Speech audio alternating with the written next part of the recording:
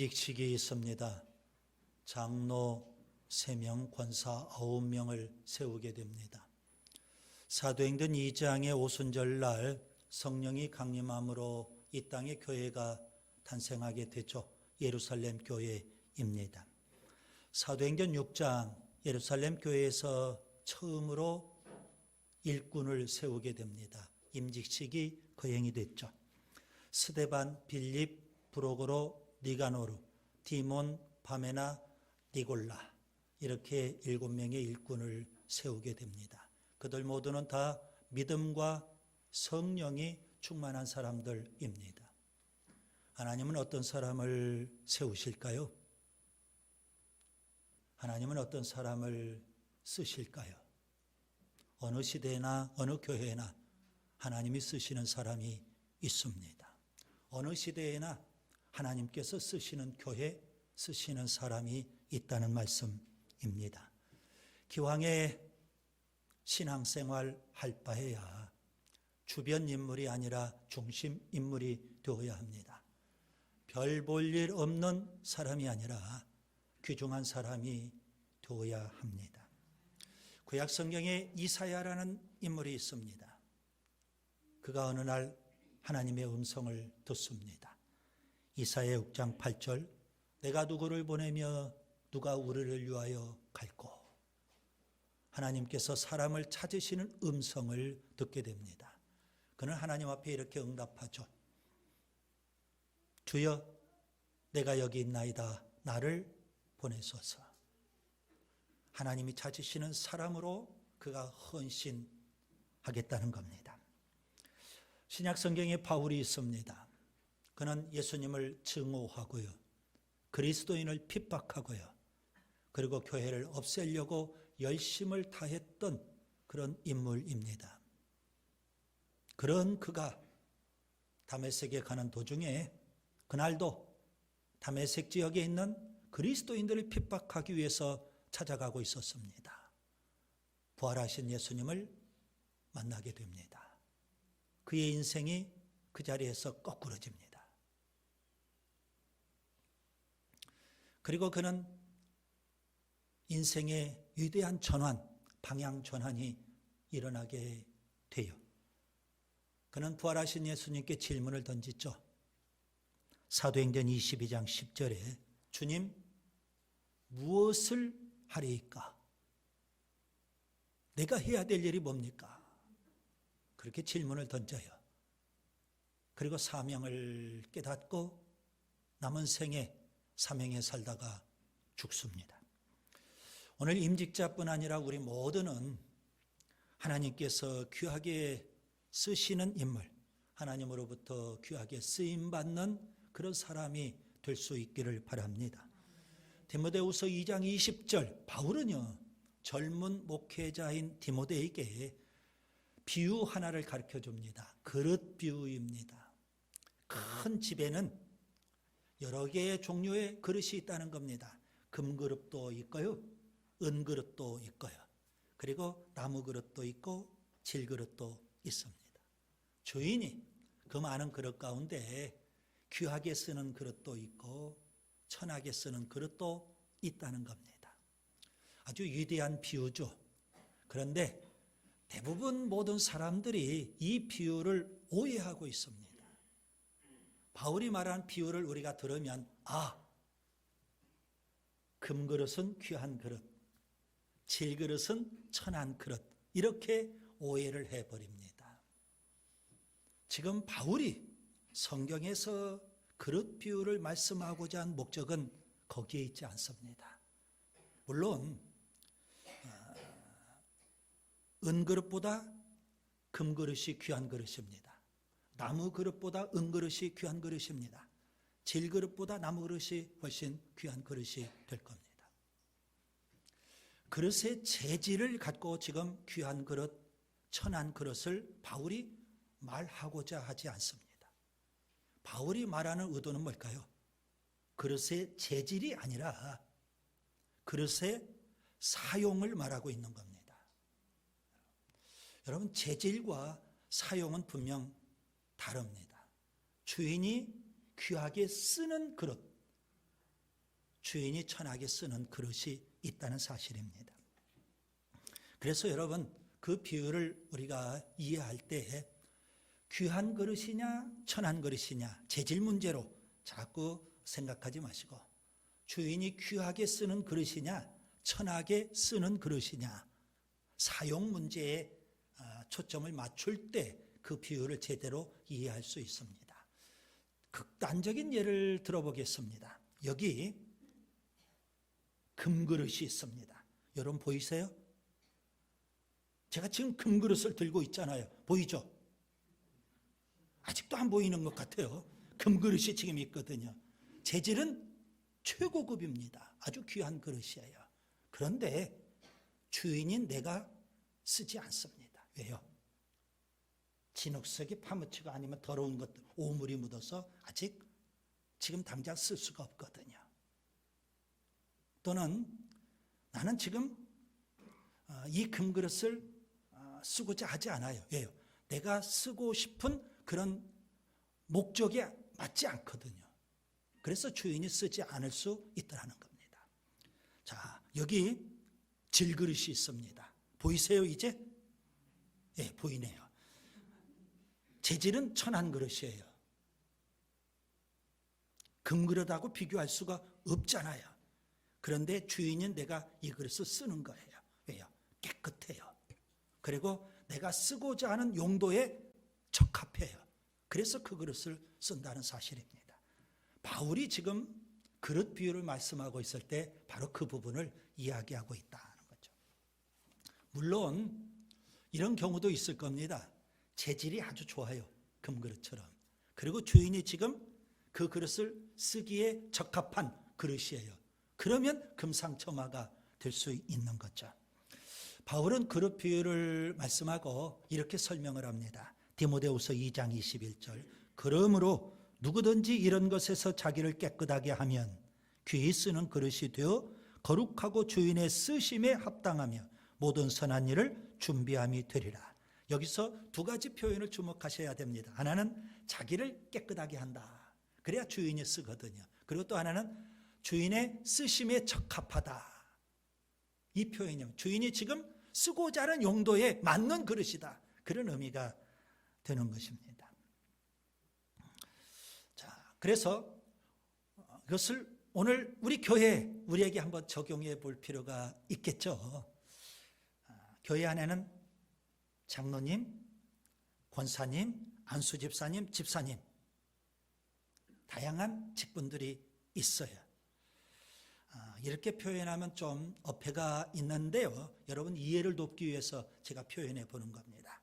평신도보다는 집사님이, 집사님보다는 안수집사님이, 안수집사님보다는 권사님이, 권사님보다는 장로님이 귀한 직분이죠. 일종의 재질로 따지면 금그릇과 같습니다. 장로님은. 권사님은 은그릇과 같다. 이렇게 우리가 표현할 수도 있겠죠. 그런데 재질 문제가 아니라는 겁니다. 하나님이 쓰시는 사람, 교회에 적합한 사람이 분명 있다는 말씀입니다. 금그릇 같아도, 재질은 금그릇 같아도 교회에 적합하지 않고 주님 쓰시기에 적합하지 않은 사람이 있는 겁니다. 자, 주님께서 쓰시기에 합당한 사람, 교회에 필요한 사람은 어떤 사람일까요? 저는 오늘 본문을 통해서 세 가지를 말씀드리려고 합니다. 첫째, 은혜의 사람입니다. 본문 1절을 좀 주의 깊게 관찰해 보세요. 은혜 가운데서 강하고, 은혜란 단어에 여러분 주목하셔야 됩니다. 하나님이 쓰시는 사람, 교회에 적합한 일꾼은 은혜의 사람입니다. 물론 이것은 하나님이 해주시는 신적인 영역입니다. 하나님이 은혜를 주셔야 되는 겁니다. 초대교회 예루살렘 교회가 하나님 앞에 참 귀하게 쓰임을 받았어요. 그래서 우리 모두는 다 초대교회를 닮자. 모든 교회들이, 모든 성도들이 그렇게 흠모할 교회가 되었어요. 왜 그랬을까요?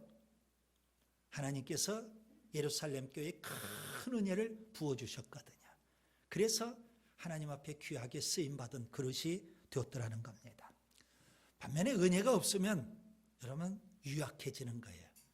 은혜로 강해져야 되는데 은혜를 받지 못하면 유약해져요. 쉽게 시험에 들고요. 시험에 드는 성도들이 어떻게 일꾼이 되겠어요? 그리고 마귀의 유혹에 쉽게 넘어지고요. 그래서 우리가 은혜를 체험하는 게 참 중요합니다. 바울이 1차 선교를 떠납니다. 바나바와 함께 1차 선교를 떠나요. 사도행전 13장에 나오는 내용입니다. 그런데 수행원으로 마가라는 인물을 데리고 갑니다. 마가복음을 썼던 저자 마가거든요. 젊은 날에 그 마가를 데리고 가요. 그런데 여러분 선교가 장난이 아니잖아요. 너무 고통이에요. 너무 고난이에요. 너무 혹독해요. 1차 선교 때 바울이 이런 일도 있었거든요. 복음을 전하다가 돌에 맞아서 죽은 줄 알았어요. 그래서 사람들이 바울을 성 밖으로 집어 던져버렸거든요. 시체 취급을 했어요. 그 정도로 혹독한 환경에서 복음을 전하거든요. 그걸 옆에서 젊은 마가가 봤어요. 이건 장난이 아니에요. 그래서 그는 겁을 먹고 도망가 버렸어요. 선교 도중에 도망가 버렸어요. 은혜 없이는 감당할 수 없는 겁니다. 예수님의 제자들 3년 동안 제자 훈련을 받았어요. 그것도 정방훈 목사한테 제자 훈련 받은 게 아니에요. 누구에게요?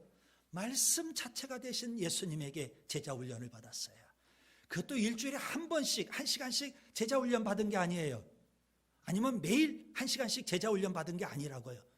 예수님과 3년 동안 숙식을 함께 하면서 예수님으로부터 제자 훈련을 받았어요. 그런 제자들의 상태가 어느 정도였을까요? 예수님 십자가에 죽으실 때 가룟 유다는 예수님을 팔아먹고 자살해버렸어요. 베드로 예수님을 3번씩이나 모른다고 저주하며 부인해버리고 말았어요. 다른 제자들 예수님 십자가에 고난을 당하시는데 나 몰라라 하면서 다 도망가 버렸어요. 그게 현실이에요. 그런데 50일이 지나고요. 오순절날 성령의 은혜를 체험하고 제자들이 완전히 딴 사람이 되어버려요. 베드로는 3,000명의 청중 앞에 두려워하지 않고 복음을 전해요. 사내들은 공회가 그런 베드로를 감옥에 가뒀어요. 그리고 예수란 옛자도 꺼내지 못하게 해요. 예수의 복음을 전하면 죽여버리겠다는 거예요. 그 당시 사내들은 공회는 얼마든지 그 정도 할 만한 권세가 있어요. 그런데 베드로는 두려워하지 않아요. 목숨 걸고 그가 복음을 전할 정도가 됐어요. 은혜가 필요하죠? 은혜가 필요해요. 하나님이 쓰시는 사람, 교회에 필요한 일꾼 되기를 원한다면 은혜를 사모하시기를 바랍니다. 은혜를 체험할 수 있기를 바랍니다. 에스겔 47장에 에스겔 선지자가 환상을 봤어요. 성전 문지방에서부터 물이 흘러서 큰 강을 이루는 그런 환상을 보게 돼요.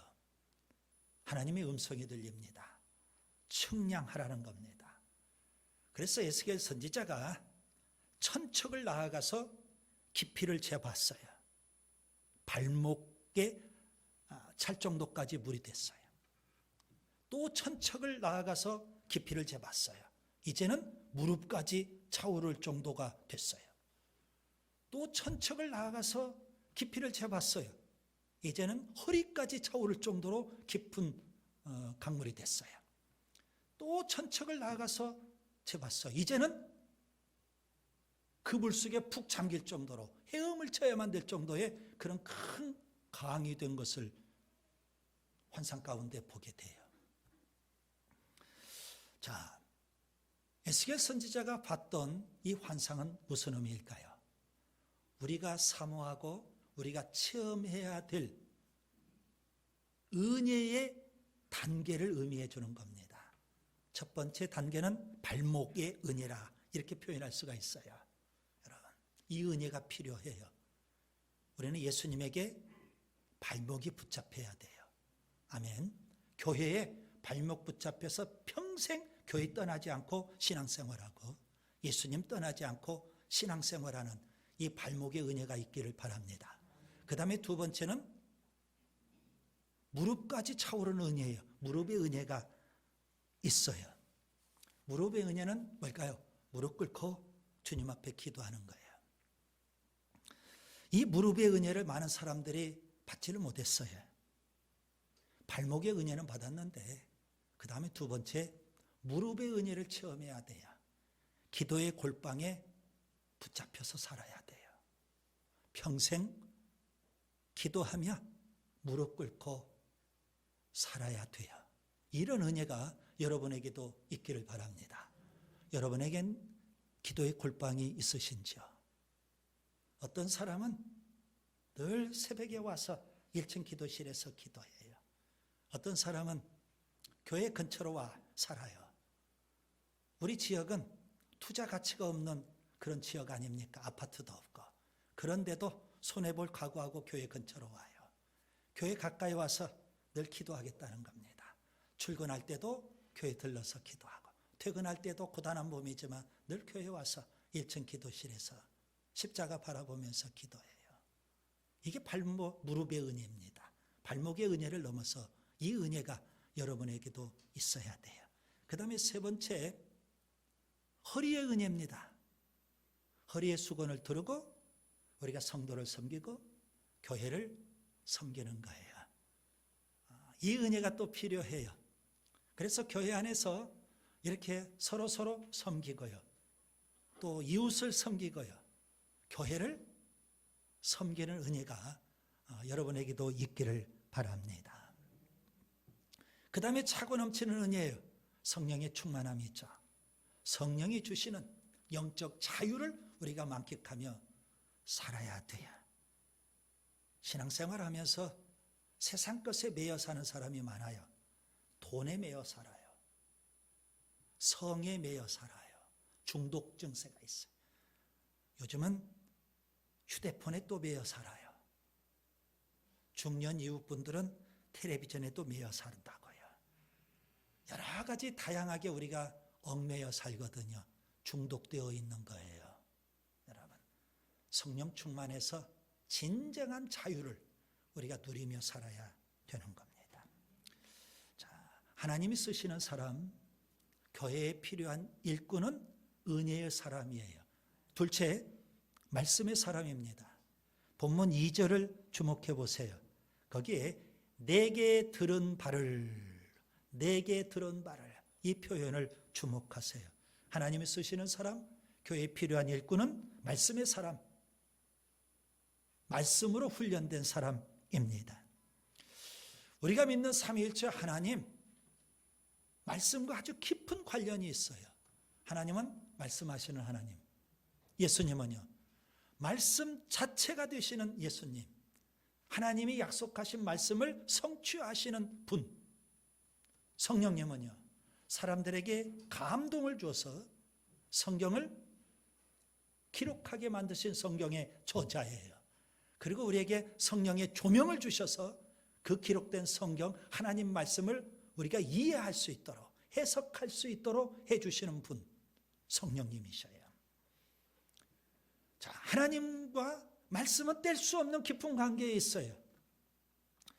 그 말씀 자체가 되시는 삼위일체 하나님께서 우리에게 성경책을 주셨잖아요. 근데 성경책만 주신 것이 아니라 교회를 주시고 또 목사를 주셨어요. 아니, 성경책만 주시면 되지 굳이 무슨 교회를 주시고 목사를 주십니까? 왜 하나님께서 교회의 목사를 주셨을까요? 우리가 성경에서 그걸 좀 배우면 좋겠어요. 우리는 이렇게 생각할 수 있어요. 하나님 우리에게 성경책을 주셨으니까 우리 스스로 얼마든지 성경을 읽고 성경을 또 묵상하고 성경을 공부할 수 있어요. 그런데 하나님께서 교회와 목사를 주신 것은 또 다른 목적이 있거든요. 말씀 사역자인 목사를 통해서 말씀으로 훈련받은 평신도, 말씀으로 훈련받는 성도가 되라는 그런 의미가 그 안에 담겨 있는 겁니다. 최근에 뉴스 엔조이라는 그런 인터넷 사이트를 여러분 아실 겁니다. 기독교 관련 신문인데요. 저도 자주 그 사이트를 이용하기도 하는데 이런 광고가 하나 떴습니다. 좀 씁쓸한 광고예요. 장로, 권사, 집사도 강단 설교를 할 수 있다. 공개 데모집 공고. 이런 광고가 떴어요. 안양에 있는 제일회중교회에서 모집하는 그런 광고였는데요. 좀 씁쓸한 광고예요. 베드로전서 2장 9절에 보면 왕같은 제사장이라는 표현이 있어요. 예수 믿는 우리 모두가 다 왕같은 제사장이라는 겁니다. 그러니까 얼마든지 우리도 설교할 수 있다. 그렇게 주장하고 있는 거예요. 물론 평신도도 강단에서 성경을 낭독할 수 있고 성경을 해석할 수 있고 성경을 설명할 수 있어요. 지난 시간 여러분 설교가 뭔지를 말씀을 드렸죠. 설교는 그런 인간적인 측면만 있는 게 아니에요. 설교는 신적인 측면이 있거든요. 설교는 하나님 말씀을 해석하고 설명해주는 행위예요. 그건 인간적인 측면이죠. 그러나 설교는요, 공동체 하나님께서 선포하신 말씀이에요. 이건 신적인 측면이 있는 거거든요.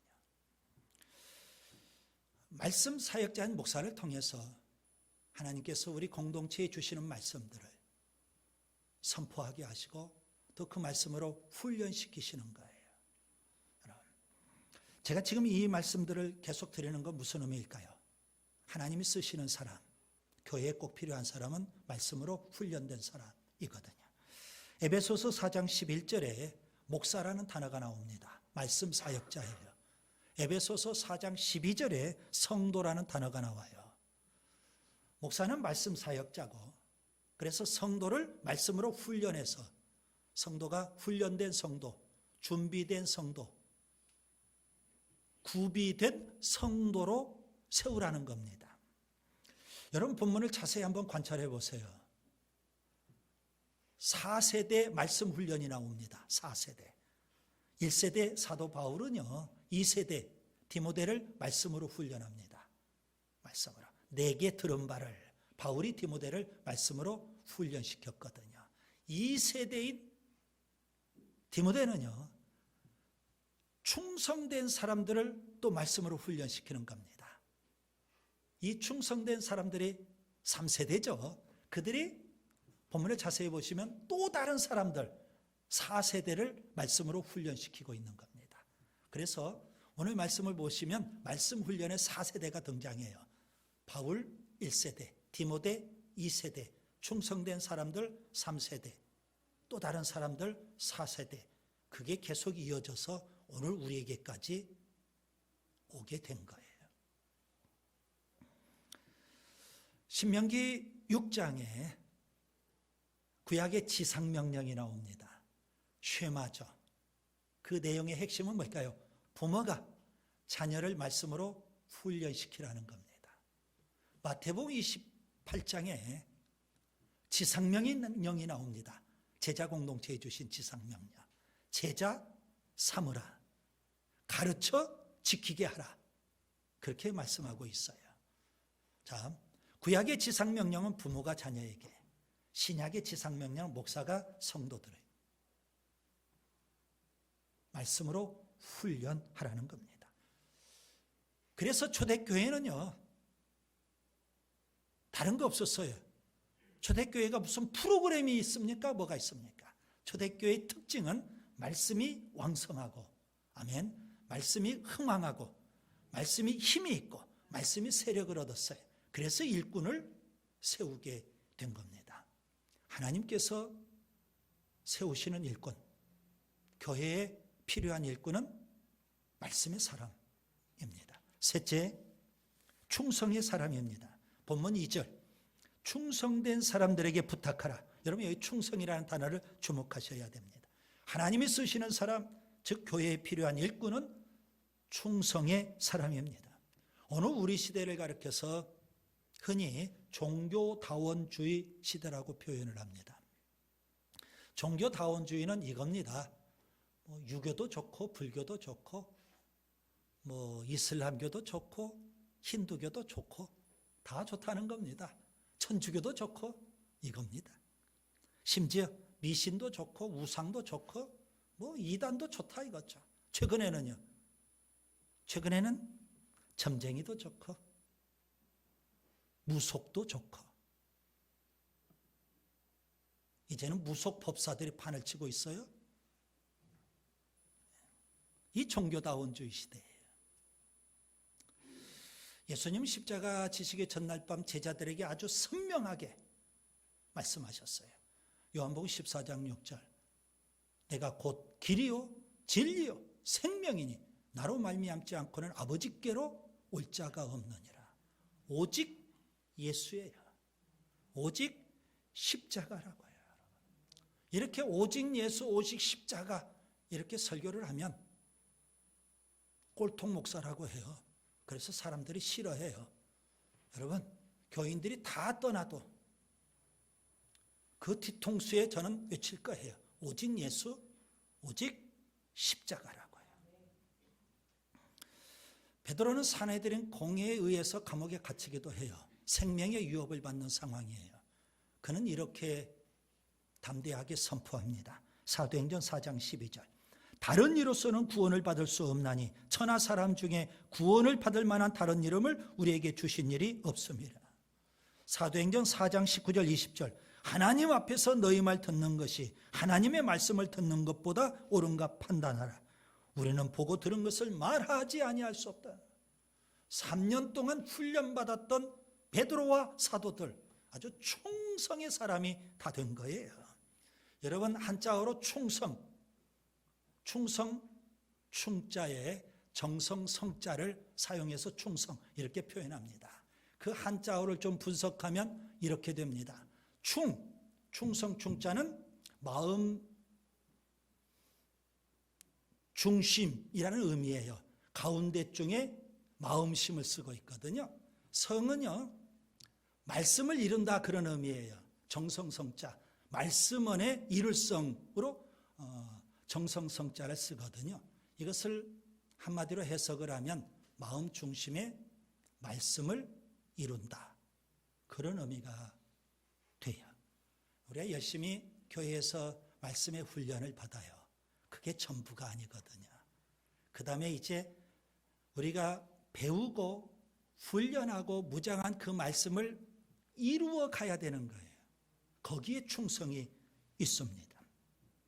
마태복음 25장 달란트 비유가 나옵니다. 1달란트 받은 자가 있어요. 2달란트, 5달란트 받은 자가 있어요. 1달란트 받은 자는 악하고 게으른 종이에요. 충성하지 않았죠. 2달란트와 5달란트 받은 자는 착하고 충성된 종이에요. 배운 말씀대로 충성을 다했더라는 겁니다. 하나님이 우리에게 요구하시는 건 뭘까요? 충성입니다. 충성. 고린도전서 4장 2절 맡은 자들에게 구할 것은 충성이니라. 예수님께서 요한계시록 2장 서만학교에 이렇게 명령하십니다. 계시록 2장 10절 내가 죽도록 충성하라. 여기 죽도록 이 표현은요 2가지 의미가 있어요. 하나는 목숨 바쳐 죽도록입니다. 목숨 바쳐. 또 하나는 죽는 날까지 충성하라는 의미예요. 여러분. 목숨 바쳐 충성의 질이죠. 죽는 날까지 충성의 시간 길이에요. 여러분. 충성하면 구약 성경에는 모세를 꼽을 수 있습니다. 불순종하고 불충성하며 불신앙하는 이스라엘 백성을 이끌고 광야 40년 목회를 했어요. 아주 충성스러운 종이에요. 모세의 충성은 히브리서에 보면 예수님의 충성과 비교할 정도로 대단한 충성이었어요. 히브리서 3장에 보니까 모세의 충성과 예수님의 충성을 비교해줘요. 거의 쌍벽을 이룰 정도인데 차이점이 딱 하나 있어요. 모세의 충성은 하나님의 집에서 종으로 충성을 했어요. 신분이 종이에요. 반면에 예수님의 충성은 하나님의 집을 맡은 아들로 충성했다는 거예요. 신분이 아들이에요. 신약에 충성하면 우리는 바울을 또 꼽을 수 있습니다. 방금 전에 바울에 대해서 이렇게 표현을 했죠. 예수님을 증오하고 그리스도인을 핍박하며 교회를 없애려고 열심을 다한 사람. 그는 스스로 이런 고백을 합니다. 나는 비방자고 박해자며 폭행자다. 그가 고백한 대로 그는 그렇게 못된 놈이에요. 그런데 어느 날 갑자기 다메섹에서 예수님을 만났어요. 구원받았어요. 엄청난 은혜죠. 그런데 한 걸음 더 나아가 예수님께서 직분을 주셨어요. 이방인의 사도. 검증도 안 됐어요. 그런데 다메섹에서 예수님 만나고 구원받고 이방인의 사도로 주님이 직분을 주신 거예요. 어떻게 이런 일이 가능해요? 바울도 고민이 됐겠죠. 왜 나에게 이방인의 사도라는 직분을 주실까? 그는 깨달은 게 있어요. 우리에게 이렇게 가르쳐줘요. 디모데전서 1장 12절. 나를 충성되이 여겨 내게 직분을 맡기심이니. 충성할 줄 믿고 직분을 맡겨줬다라는 겁니다. 그걸 깨닫고 바울은 남은 생에 평생 죽도록 충성 다했고요. 죽음으로 그 충성을 마무리한 거예요. 이제 말씀을 정리합니다. 하나님이 쓰시는 사람, 교회에 필요한 사람, 어떤 사람일까요? 세 가지입니다. 은혜의 사람, 말씀의 사람, 충성의 사람입니다. 은혜의 사람, 말씀의 사람, 충성의 사람의 진정한 모델은 누구일까요? 예수님입니다. 그래서 오늘 임직하시는 임직자들 그리고 직분자들 우리 모두는 예수님처럼 은혜로 충만할 수 있기를 바랍니다. 말씀으로 무장할 수 있기를 바랍니다. 죽도록 충성할 수 있기를 바랍니다.